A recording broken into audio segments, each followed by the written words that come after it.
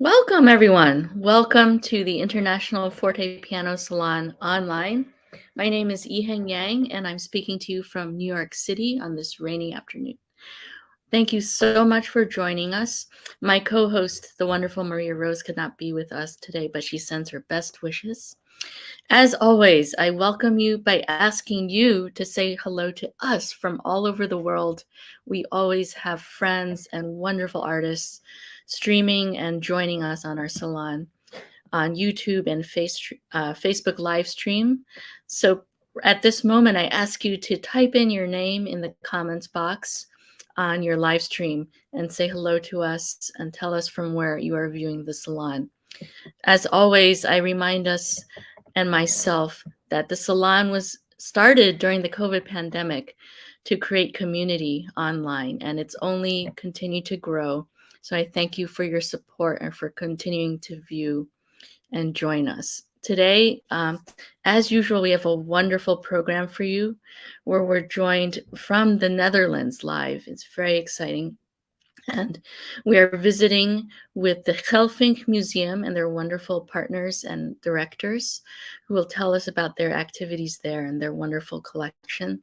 I want to say on a personal note that when I was a student more than 10 years ago in Amsterdam and in the Netherlands, beginning my early music journey as a master's student at the Amsterdam Conservatory, the Geelvinck Museum was one of the wonderful experiences that I got to visit their collection and also was given opportunities to perform.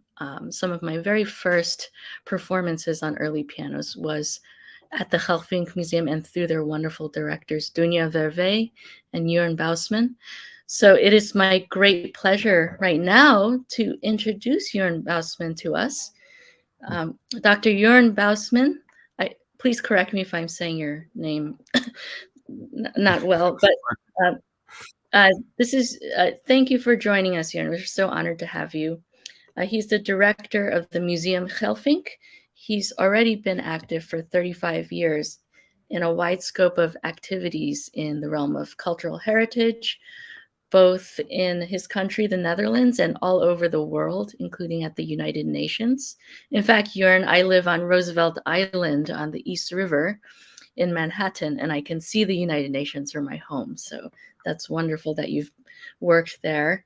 Today, he's also the Secretary General of the International Council of Monuments and Sites and active in many other international boards. So Jurn is the director of the Museum Geelvinck, and before he's joined by the Fortepianist Lucie de Saint-Vincent, who's going to share with us some wonderful performances today, Jurn is going to give us a virtual tour of the collection and tell us about what they do there. Welcome, Jurn. Thank you, Yang. Yes, actually, we did the restoration of Chagall's Peace Window, something which nowadays would be very much in place, which is at the United Nations building headquarters in New York. Anyway, I'm very honored and grateful to present our museum, Museum Geelvinck, at the Catskills Fortepiano Salon. I have to stress that your effort is very important for the world community of all who are engaged with living heritage of early pianos. Our Historic House Museum opened for the public in 1991. The same year, actually, as the Geelvinck Museum of Early Pianos started in the attic of the Geelvinck Conservatory of Amsterdam. Some 1.5 decennium later, the conservatory moved to new premises, and in the end, this resulted in our museum taking under our wings the Geelvinck collection of, at that time, 80 historic pianos. Already a few years before, we received a handful early pianos from the Geelvinck collection on loan. We had started the Geelvinck Salon concert series, and next year we will celebrate its 20th year of continuous concerts, which series were only interrupted by Corona. And as you know, Dunja, she is also my wife, is programming these concerts. In 2011, we started the annual Geelvinck Fortepiano Festival, which, under the artistic leadership of Michael Zalka, developed into the largest international festival for early pianos in Europe. Next to some 35 to 40 concerts, it also included master classes, an annual call for contemporary compositions for early pianos, an annual symposium, and last but not least, competitions on square and fortepianos. Yang mentioned it already. She is one of our laureates. Today, we steward a collection of over 300 historic pianos, mainly from the late 18th and the first half of the 19th centuries. Last August, we were, together with the Rijksmuseum and Museum Speelklok, co-organizers of the annual SimSim conference. And for those who don't know, this SIMSIM is the World Organization of Music and Musical Instruments Museums under ICOM, the International Council of Museums.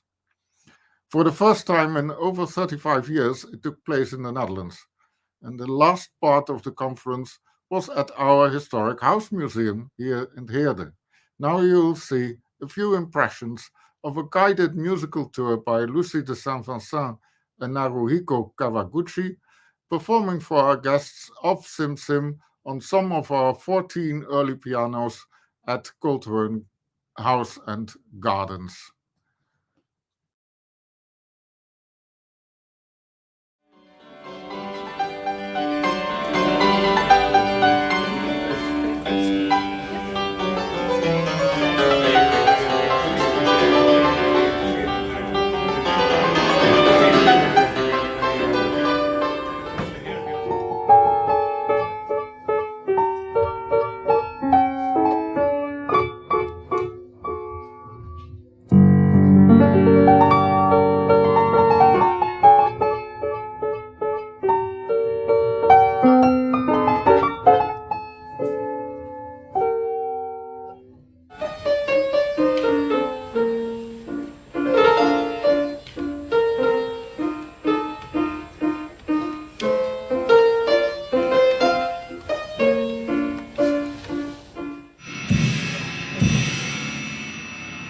And a modulator. Modulator is the device, the ferret comes into under the string.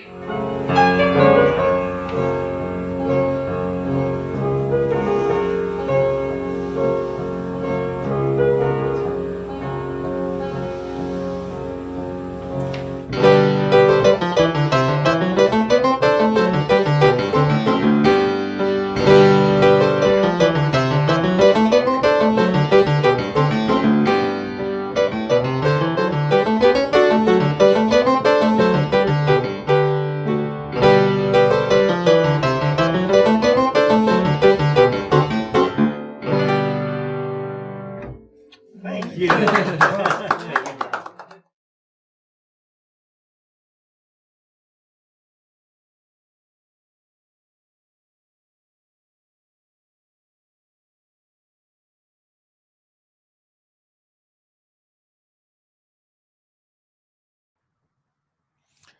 Well, I hope you enjoyed it. In the next video, which is done with actually much better audio equipment, you'll see and hear a handful of video clips from recordings which we did for our 10th and last Geelvinck Early Piano Festival. These were recorded during the Corona period, and we had to materialize our festival at that time without any in-person audience.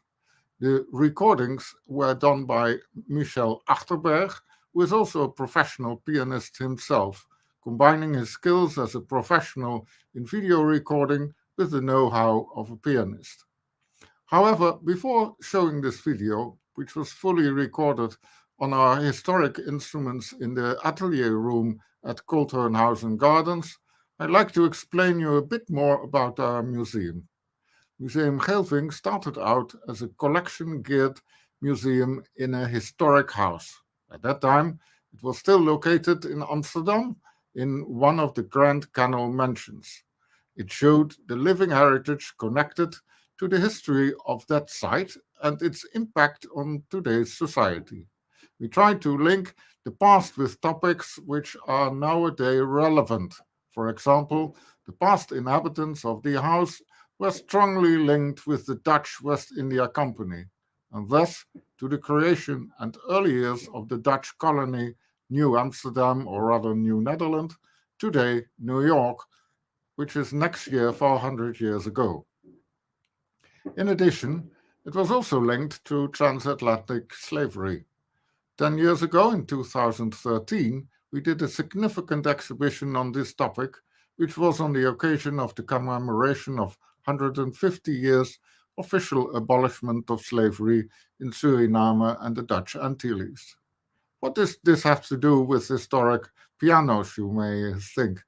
Well, being concerned with this theme and on the waves of Black Lives Matter movement 3 years ago, we materialized the project Beethoven is Black in 220-21. And besides promoting musicians and composers of color, we addressed the topic of the underrepresentation of musicians of color within the professional, classic, and early music sectors. We did it both for the Netherlands and internationally. This is just one example where we try to combine music of historic pianos with themes relevant for a wider public outside the niche of the early music scene. It is therefore that we are also very happy with the initiative of Lucie de Saint-Vincent concerning women composers. Museum Geelvinck is geared to living heritage. This influences its policy concerning the collection of historic pianos, its stewards. We view this from the perspective of the living musical heritage, which we have to protect, preserve, and advocate. In short, to support these instruments being performed on, both in the sense of historically informed performance and for new compositions on the early pianos. We support education on early pianos, in the first place in our collaboration with the Conservatory of Amsterdam. Olga Pashenko teaches at our location in Amsterdam in the Posthoornkerk. This is not the only way we support education. We also help other efforts with music schools, for instance in Suriname, conservatories and emerging professionals. For instance, Le Dimore del Quartetto, which gives opportunities to young ensembles of string quartets, including ensembles with piano, and they perform with us at Culturenhuis and Gardens. Also, we organize performance tours for young fortepianists and ensembles, for instance, for the laureates of the Chopin competition on paired pianos in Warsaw. In addition, we took under our wings the library of the European Piano Teachers Association, and we are working on finding new locations where we can present our historic pianos being performed and educated on. Also, we support vocational courses for piano technicians. It's very important that the skills and know-how on the mechanical side of the historic piano is kept alive.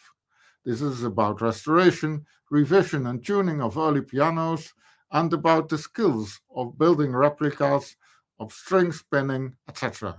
In Europe, these are endangered professions. If we were to lose these professional skills, we will not be able any longer to perform on historic pianos. Our museum is addressing this theme already for some 7 years. For instance, at the Council of Europe, Europa Nostra, SimSim, REMA, that's the European Early Music Network, World Heritage Day, and other. And the same goes for the loss of small museums with collections of musical instruments. For instance, the National Accordeon and Harmonica Museum here in the Netherlands was closed 2 years ago and its collection auctioned off last year. Recently, the National Harmonium Museum had to close its doors, and our museum is in the process of taking its kernel collection of 100 harmoniums and reed organs under our wings. We also collaborate with the Pianola Museum, and we seek cooperation with other likewise minded musical instruments museums worldwide. Also for our museum, it's not easy to survive. End of 2019, we were forced to close down our Geelvinck Music Museum in Zutphen. However, although our venues are small, Museum Geelvinck is still alive and kicking, both in Amsterdam and here at Culturenhuis and Gardens in a very small village of Heerde. You are most welcome to visit us. You can also stay with us and make recordings on our instruments. The amount of playable instruments is gradually growing with thanks to our restorer and conservator Gijs Wilderom. He is in our online meeting now too. Please see our next video recorded at Culturenhuis and Gardens for our last early piano festival, and that was in 2020.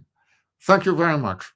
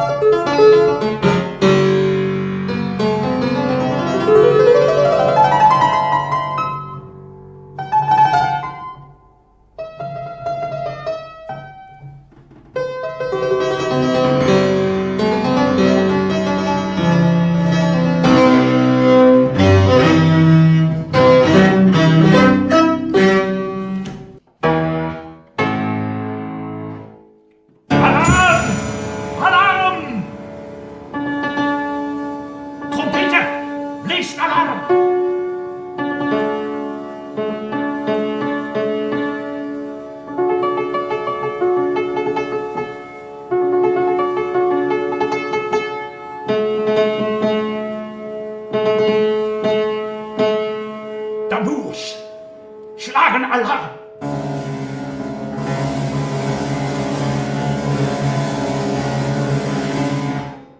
Bataille!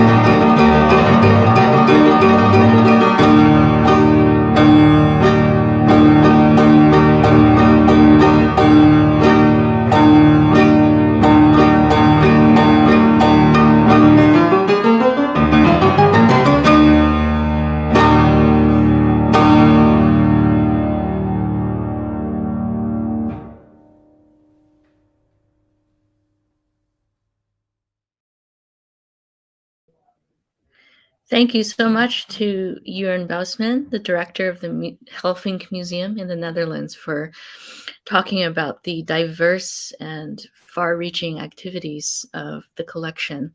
And we just heard a wonderful sampling of the amazing musicians and pianists who have performed at your festivals and your concerts. It's wonderful to be inside of your Salon collection there. Next, it is my great pleasure to welcome my colleague, returning guest to the International Fortepiano Salon, Lucie de Saint-Vincent, who is with us from Utrecht. Lucie lives in Utrecht. Hello. Hello. Welcome back, Lucie. We're very happy to have you. And thank you very much. How's everything in Utrecht? It looks dark, but it's a bit later than it's here. Dark. Exactly. Now it's 7:30. Like with the change of time, now we're really getting into winter time. That's correct. Mm-hmm. Well, what better way to spend a cold, dark evening than together listening to some of your music? I'm so excited to hear Lucie play in the next half hour that we have together. Lucie is originally from France, but then came to the Netherlands, just like I did when I was a student coming from America to study the fortepiano and early music. She studied at Den Haag with Bart van Oort, but now has become a wonderful artist in her own right and is very eclectic.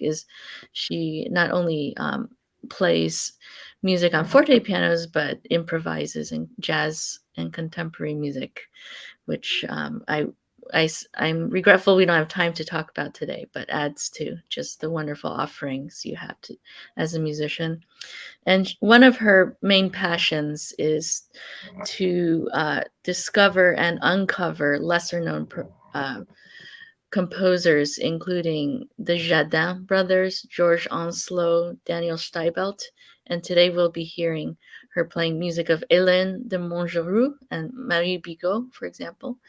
And Lucie, before we start hearing some of your video performances, can you tell us about your recent album, which is soon to be released on French composers?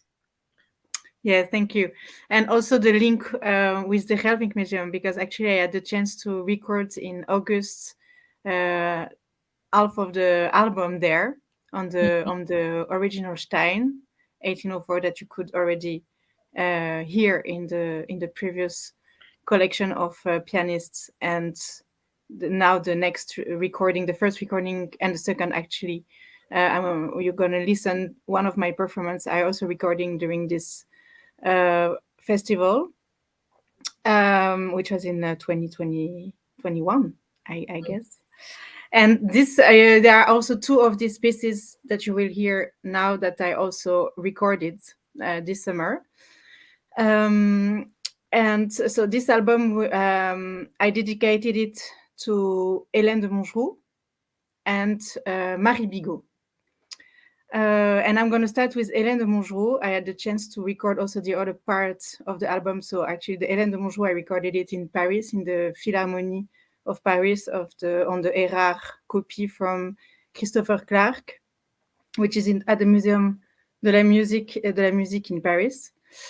And I recorded Marie Bigot, the two first opus of Marie Bigot this summer in the Geelvinck Museum on this Viennese piano, where Marie Bigot actually composed her two first opus when she was staying in Vienna, and maybe even had the chance to meet and play this instrument, this Stein, which was built exactly at this moment in Vienna. But to start first, I will talk a little bit about Montgeroult. You're going to listen now the last movement of the second movement of a third sonata, the third sonata in F minor, opus 1. And this is a piece I'm going to do a quote of Bigot, which was a very famous violinist at the time, which described this piece in his method, l'art du violon. And he said, this piece, where reigns an elevation so great and a melancholy so deep, is one of those where the octaves offer the most continuity without monotony and an expressiveness so full of interest that one lose sight of the simplicity of the means used, lasting until the absence of the chords. So you will see this is a piece where there is a lot of octaves on the left hand, and which is very actually operatic. And all this to come to the method of Helene de Montgeroult, because Helene de Montgeroult has been a very important pianist. She was from the nobility. She was born during the Ancien Régime. And actually, till the revolution, she was not allowed to play in public. She was very active, but she could not publish her pieces. And she could not play for people who earn money with playing. But from the revolution, there was a very big change, actually also for women, because then they were allowed to have much more place. And actually, Helene de Montgeroult, she even became one of the first piano teacher when the Conservatory of Paris was created in 1795. And at this moment where the Conservatory of Paris started, they asked all teachers, a lot of teachers, to write methods. The goal was also to democratize the way to approach music to as many people as possible, that it stops to be for only the elite. And Helene de Montgeroult wrote a very, very big method, actually, of 114 etudes, 3 fugues. There is also fantasy in it and some variations. She published it in 1816. And this method is very interesting because one of the first things that she approached in her introduction, the first thing that she talks about actually is the l'art de bien chanter. So the art to sing well at the piano. And there are also in the etudes themselves a lot of ways to try to approach how to sing with your piano. And it's also very interesting to look at the method. There is a gravure of her hand. I don't know if it's her hand, but of her hand, to see the position, which was quite flat, and the last phalange is very flexible. And there is really something in it which is very expressive, just in the way of holding the hand. And this method has been used a lot during all along the 19th century. And there it's which very, very probably influenced also a lot the Romantic, the next generation, the Romantic, even Beethoven, Liszt, Mendelssohn. And yeah, it's very important to go and to find the roots of this next generation in this method.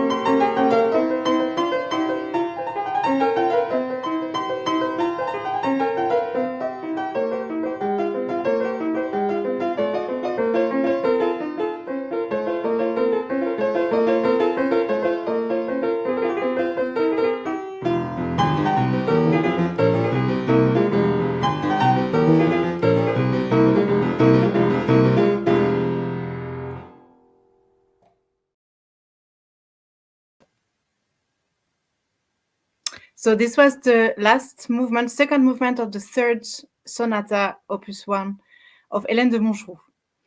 And now we are going to listen to an etude, the first etude of Marie Bigot. And Marie Bigot was a French composer born in Colmar in the end of the 19th century, of the 18th century, sorry. And Marie Bigot, she actually probably studied with Helene de Montgeroult. At least they knew each other when she was living in Paris. And she used a lot her method with her students. So that's something which linked them. And actually Marmontel, which was one of the professor at the Paris Conservatory, said that Marie Bigot was the only rival, the only pianist who could be the rival of Helene de Montgeroult. And he describes her playing as incomparable, expressive, and colorful. There are a lot of testimony of the incredibly expressiveness of her playing. And for the life of Marie Bigot, she was born in Colmar, then she went to Neuchâtel. She was a daughter of musicians. And then after, she married quite early, and in 1804, she went to Vienna, and she spent there 7 years. And she met there, she played a lot in the Salon, and she met a lot of very important Viennese componists. And there was Haydn, for instance, and there were also Salieri, and there was also, she had a very important friendship with Beethoven. And there is even a letter from Paul Bigot, her husband, which quotes a story where actually Beethoven came to them house, and he had just traveled under a storm, and he had with him the manuscript of his last sonata, the new one, which was actually the Appassionata. And Marie Bigot asked him, "Can I see it? Can I play it?" And Beethoven got really, really impressed actually of her playing, and he said,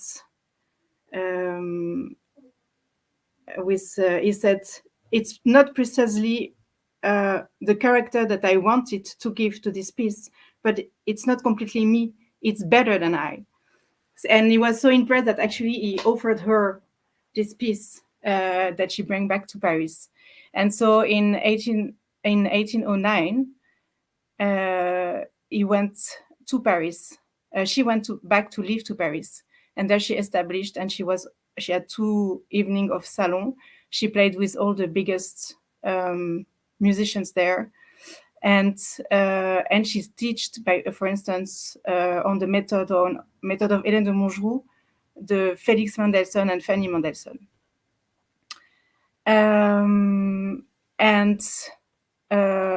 What is also very interesting is to see in her writing.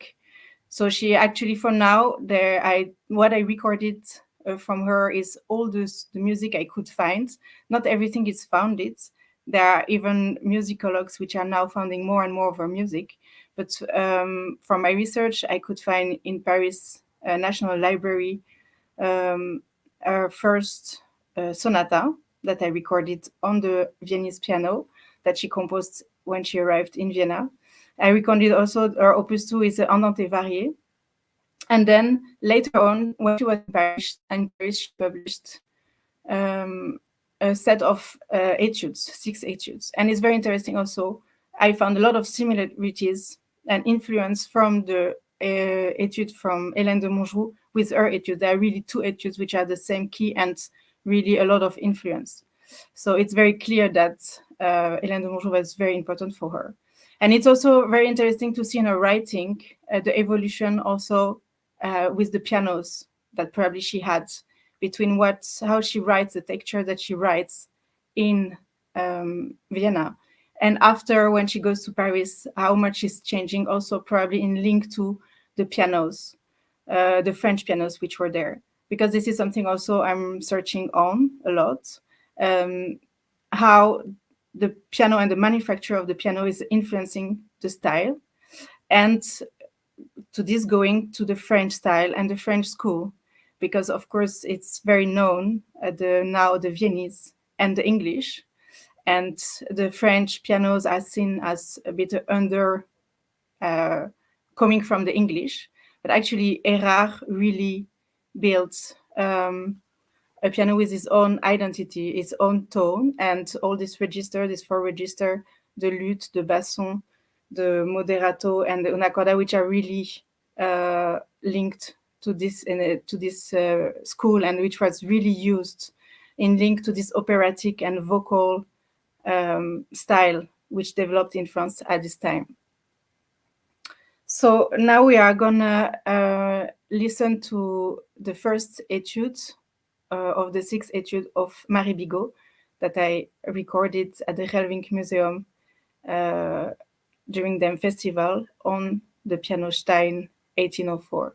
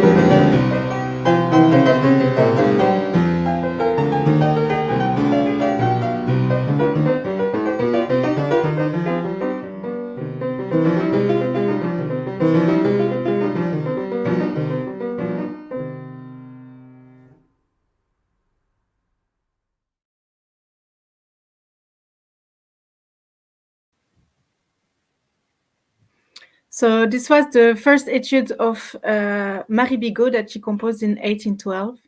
So it's already on its path to the Romanticism, and she composed that when she was in Paris, and just before then to teach for 6 months the family Mendelssohn, which also mentioned her in many letters, and she had a lot of influence on them, and we can even think that maybe they played these etudes themselves, that she asked them to practice her etudes.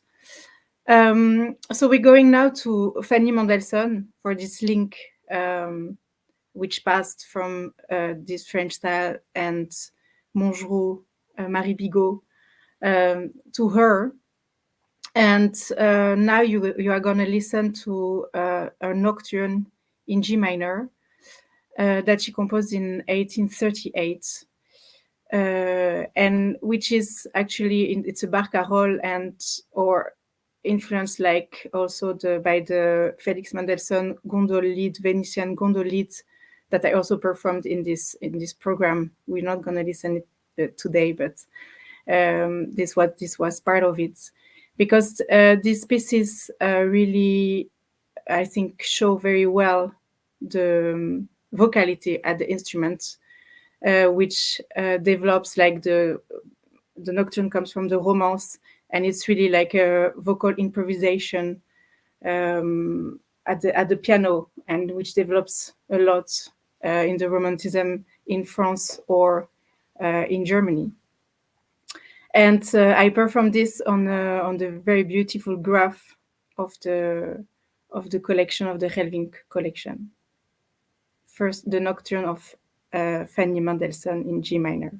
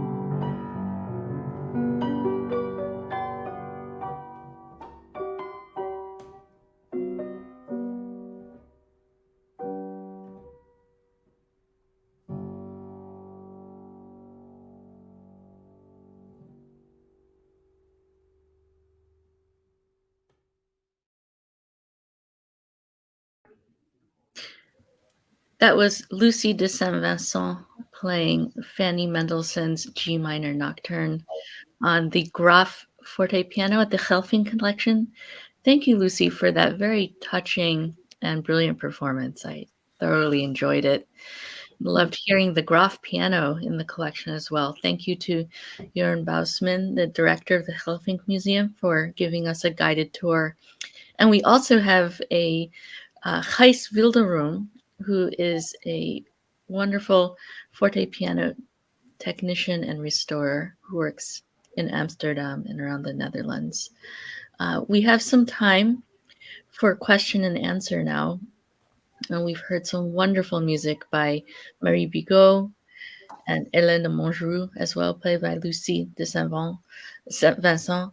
And it really, your comment, Lucie, about, was it Marie Bigot who was sight reading the Appassionata Sonata Yes. of Beethoven in front of Beethoven? Yes. And how he said, you have found insight into the character of this new sonata I've written more than I could have thought of myself when I wrote it. It just really depicts to me so vividly how there are these lesser known composers, pianists, and figures in music history that have contributed to the names that we remember and study initially as musicians. So thank you for highlighting Marie Bigot and Helene de Montgeroult. I really personally need to know their music better.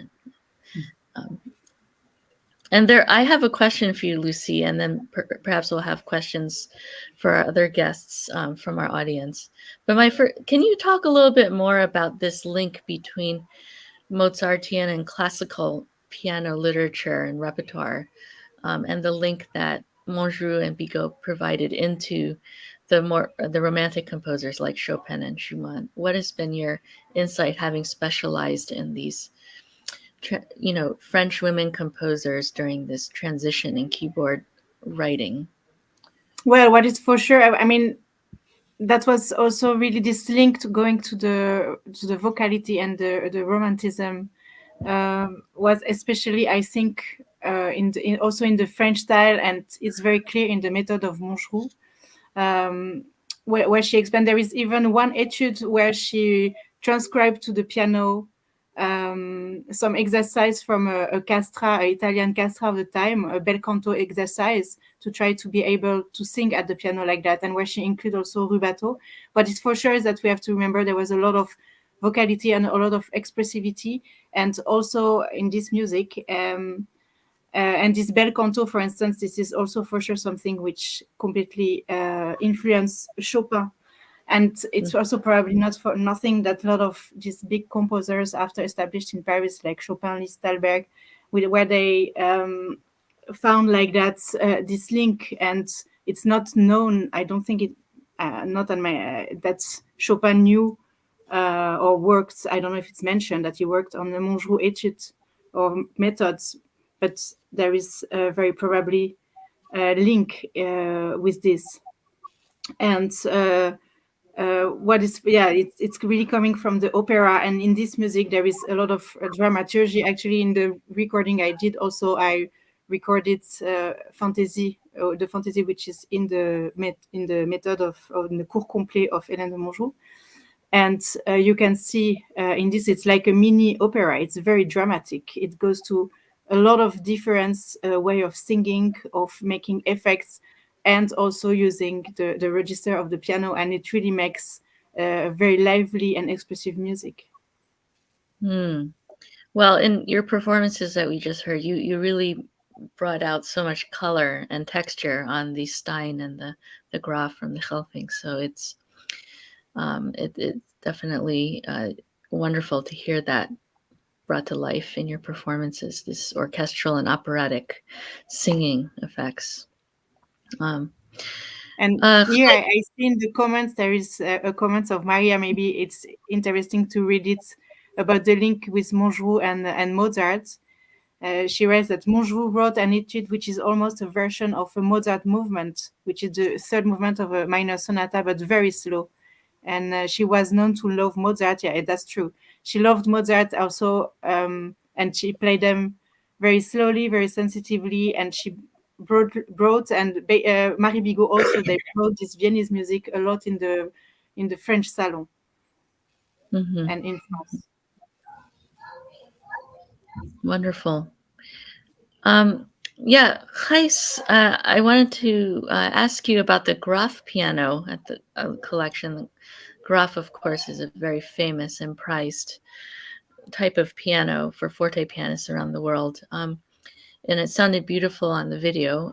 Can you tell us where it came from and how the collection, or perhaps Jurn would know as well? Yes, did the better collection question for Jurn. It comes from the Colt collection. But Jurn can better answer this question. Yeah. Okay. Oh, Jurn, you're on mute, so you have to unmute yourself.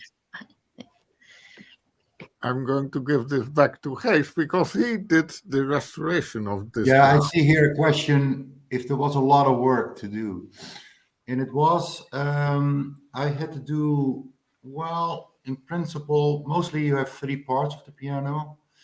You have the soundboard, you have the rest plank, and you have the action. And the action is, of course, also including the damper. Going to the soundboard, I took the soundboard out because there were some severe cracks in the bottom, and you can repair it in the piano, but it's better outside. And also to bring the down bearing back.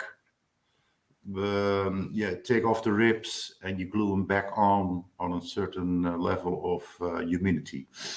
The rest plank, that was a story apart. The rest plank had the problem that, we call that the yoke.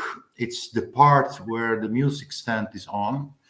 And it came apart from the rest plank itself, where the tuning pins are going in. That was loose, quite a lot. The rest plank, where the tuning pins goes in, the tuning pins, they were wrong in not deep enough. The string was too high on the pin, so the pin was doing you call it flag polling. So they were standing forward and you couldn't tune the piano anymore. So I took the decision to make a complete new rest plank. So I took all the veneer off, the old veneers, cherry veneer. I kept it, of course. I made a new rest plank from maple. Graf used in that time still maple, 100% maple. Put all the veneer back and used the old yoke to put it back on the rest plank. Actually, the yoke is a kind of big, fat rib to make it stiff. It's quickly told, but it's a lot of work. Then I used the old tuning pins, new strings, a new stringing plan, rather interesting because I put, let's say, 25% less tension on the piano. And well, it sounds, so that's okay. What did I do more? Oh yeah, then we go to the action. You have always little parts you have to, restore. They're broken, they're gone, they bad restored, etc. Eaten by moth, that's also a subject. And then you have the dampers itself. Dampers, they have leather on a wooden wedge. They restored it, very nice. I have it on the picture because they put all pieces of paper between the leather and in the wedge to make it a bit wider that he was damping. But I had to take off the old leather and put new leather on. Although I used the wooden dampers, the wedges, I used the old one and put it back. And then you have, of course, a lot of regulation back that he makes it damping. The piano, what you hear is with, I think by heart, by memory, 3 new hammers, complete new, because they were gone. A lot of broken hammers, and I made them again on the length they need, because they were also shortened. The old leather on the hammer I kept on, but mostly I put a new top layer on, because there was a top layer old, but from which year I don't know, but it was terrible. So I took only the top layer off, and I put on deer skin. And the deer skin, well, it's a rather big skin, and I need the whole skin to find for one piano the right leather. And then the right leather will say the thickness. So you want to have thin in the treble and thicker in the bass. And mostly the skins which you can buy are, in my opinion, a bit too thick. But okay, I was able to find it. And then you hear the piano was recorded in 21 year. Yes. I think so. Yes. Yeah. And these Viennese pianos, the first years, they sound better and better and better and better. It's nice to hear the instrument, by the way. But it's now already better and better because they play a lot on it. The students of the Conservatoria are playing on it. And recently they made 2 recordings on it. And I'm sometimes surprised myself how they grow in a positive way then. That's a bit in short. Ask me if you want to know it more. Yeah. Wow, that sounds like you put a lot of work into the piano and gave it a Yeah, it's mostly, restoration. yeah. Oh, there's someone who's asking, the original leather. Sorry, I have a cold. The original leather, I just told that is only the inside, and the inside you hear in the forte. And if you want to play pianissimo, that's the new leather. That's on the top. Yeah. Yeah. Very nice. A new pianissimo leather. New leather. Yeah, pianissimo. there is a new moderator on that was gone. So I had to make a complete new moderator, and it's a double moderator because there are 2 pedals for the moderator, and you can press with one pedal deeper in, and then you have 2 tongues. You know what a moderator is. Yeah, you have 2 tongues, and one is a little bit more in the back, and if it goes deeper, then you touch 2 pieces of cloth. It is cloth, but the moderator is fantastic, I must say, because the fabric is fantastic. It's fabric. It's they wove. Can I say wove? They wove it in England with a method of that time, and the thickness is rather thin. That's fantastic, and it is quite open. So you moderate and you don't kill. Yes. Yeah. Otherwise they become so muffled. But in this case, you still can sing. Yeah, it is. Yeah, you as a pianist, you hear it the best, actually. Yeah, it's lovely. It's lovely stuff. Yeah. Well, wonderful. Such care and thought into the restoration, also into, of course, as usual, from wonderful artists like Lucie, in bringing this repertoire to life. What a pleasure to hear you're playing today, Lucie. And I want to remind our audience, please look out for her new album of the music of Montgeroult. Will be released in March 2024. Okay, released in March 2024. Check out Lucie de Saint-Vincent's website where you can get updates and find the CD. Thank you so much to Jurn Buisman for taking us through the Geelvinck Museum virtually, and of course go visit in person if you are in the Netherlands. And thank you to Gijs Willerum. I'm Yiheng Yang, and I thank you so much for visiting with us today at the International Fortepiano Salon online. Our next episodes will come in the new year of 2024. So until then, I wish you all very well. Keep making music all through these challenging times and stay in touch. Thank you so much to our guest today for joining us. Goodbye. You're welcome. Thank you very much. Okay.